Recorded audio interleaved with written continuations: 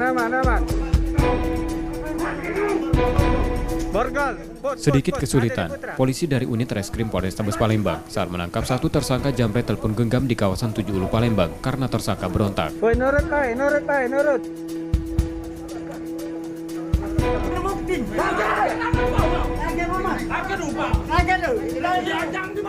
Saat tersangka akan dibawa dengan motor, keluarga tersangka datang dan coba menghalangi penangkapan. Upaya polisi menjelaskan tak diterima keluarga tersangka.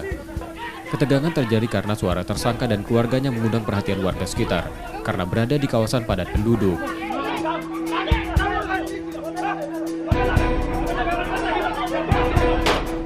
Suasana yang semakin ramai membuat polisi kemudian berusaha membubarkan keluarga tersangka dan warga dengan tembakan ke udara. Setelah itu baru tersangka dapat dibawa ke Polrestabes Palembang.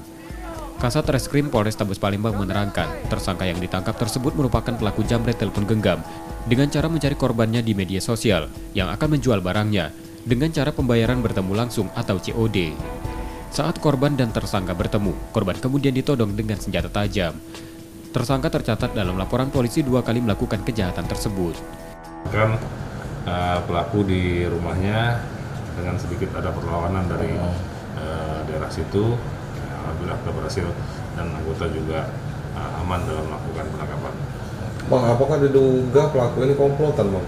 Enggak, bukan komplotan, ini satu orang memang yang di depan, tapi karena mungkin itu wilayahnya memang banyak keluarganya, mungkin segala macam, sehingga pada saat kami melakukan penangkapan agak kesulitan ya.